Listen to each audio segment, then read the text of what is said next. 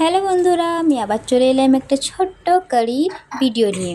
তো সকলে কেমনি আছো কমেন্টে অবশ্যই জানাবে। তো অনেক দিন ধরে আমি ভাবছিলাম কি কারি বানাবো, তো মানে কি বলবো, আর এসব বানাতে গেলে তো একটু টাইম লাগে। তো যাই হোক, তো কদিন পরে আজকে শনিবার, তাই আজকে বানালাম। কারণ আমাকে শনিবারে তো খিচুড়ি বানাবা দরকার, কারণ আমার খিচুড়ি আমি খাই না, মানে হয়তো আমাকে ভালো লাগে না, তার জন্য খিচুড়ি আমি বানাই না, আর আমার মেয়েরাও খায় না। তো যাই হোক, তো আজকে শনিবার কারি খেতে ইচ্ছে করলো, তারপরে বৃষ্টি পড়েছিল। তো বৃষ্টির তো সময় তো কারি খেতে ভালো লাগে। তো যাই হোক, তো তোমরা কে কে কারি ভালোবাসো কমেন্টে অবশ্যই জানাবে। আর কি রকম বানাও রেসিপিটা একটু নিশ্চয়ই বলবে, আর আমি কি রকম বানাই কি কি দিই, তো তোমাদেরকে রেসিপিটা আমি মানে ভিডিওতে দিয়েই দিচ্ছি।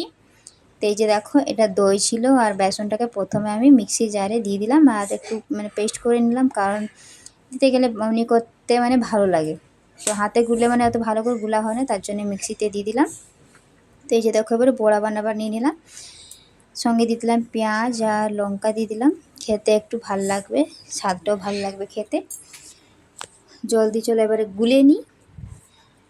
আর আজকে সবাই কেমনি আছো কমেন্ট নিশ্চয়ই জানাবে, আর ভিডিওটাকে শেয়ার করে দিও, লাইক কমেন্ট শেয়ার নিশ্চয়ই করে দিও, ঠিক আছে? তোমরা তো ভিডিওটাকে দেখবে, লাইক কমেন্ট শেয়ার তো একদমই করো না, জানি না কেন। তো যাই হোক, তো এই যে দেখো গুলা হয়ে গিয়েছে। এবার গুলা হয়ে গেছে, এটাকে রেখে দিয়ে চলো একটু জিরা ভেজে নিই। জিরা ভাজা মানে যখন হবে তখন লাস্টের দিকে ওপর থেকে জিরা ভাজাটা ছড়িয়ে দেবো। তারপর এই যে দেখো, চা নিয়ে বসে গেলাম, তো তখন মানে বেসনটাকে দিয়ে দিয়েছি শুকতে। আর যে দেখো, আমার মেয়ে ফোন দেখছিল, ফোনটা কেড়ে নিলাম বলে আমাকে রাগে তাকাচ্ছে। দেখো এখন কটা বাজে, দেখো একটা পার হয়ে গিয়েছে। তো একটা পার হয়ে গেছে, এখন আমি চা খাচ্ছি, কারণ বৃষ্টি পড়ছিল তো, তাই বৃষ্টি পড়লে মানে বেশি চা খেতে ইচ্ছা করে, তাই আমি বসে বসে চা খাচ্ছিলাম। আমার মেয়ে আমাকে তো রাগে রাগে তাকাচ্ছিল। যাই হোক, তো চা খাওয়া হয়ে গিয়েছে কমপ্লিট। আর এই যে দেখো, আমার বড়া ভাজাগুলো দেখো, আর চলে এসছে আমার মেয়ে বড়া ভাজা খাবে বলে, কারণ ফোনটা তো আমার কাছে আছে, তার জন্য ও চলে এলো আমাকে পরেশান করতে বড়া ভাজা খাবে বলে। তো যাই হোক, তো আমার বড়া সব তো ভাজা হয়ে গিয়েছে। তো এবারে চলে এসে দেখো, পাঁচ ফোড়ন না, কালো সরষা দিয়ে দিয়েছি, কারণ কারিতে তো কালো সরষা লাগে। তারপরে দিয়ে দিলাম শুকনো লঙ্কা, টেস্ট অনেক ভালো লাগে শুকনো লঙ্কার। তারপর দিয়ে দিলাম কারিয়া পাত্তা, কারণ টমেটো ছিল না, তার জন্য টমেটো দিতে পারিনি। পেঁয়াজ ছিল, তার জন্য আমি পেঁয়াজ দিয়েছি, আর বেশি কিছু মশলা দিইনি। আর বেশি তো মানে কারিতেও তো মশলা তো লাগে না।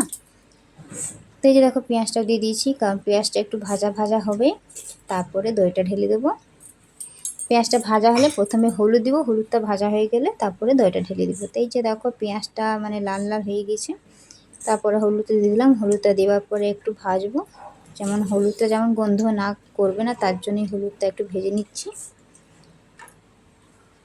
ওই যে দেখো, ভাজা এখনো হয়নি, টমেটো নেই, তার জন্য টমেটো দিই নেই। তোমরা যদি ভাববে কি টমেটো দিলাম না, কারিতে টমেটো দিতে হয়, তার জন্য তোমাদেরকে বলে দিচ্ছি, টমেটো ছিল না, শেষ হয়ে গিয়েছিলো, তাই আমি টমেটো দিলাম না। আর এই যে দেখো, দই বাটাটা দিয়ে দিলাম, দই আর বেসন গুঁড়োটা দিয়ে দিলাম। তো তার সাথে একটু জলও দিয়ে দিলাম, কারণ মিক্সির জারটা একটু লেগেছিলো, তাই একটু জল দিয়ে দিলাম।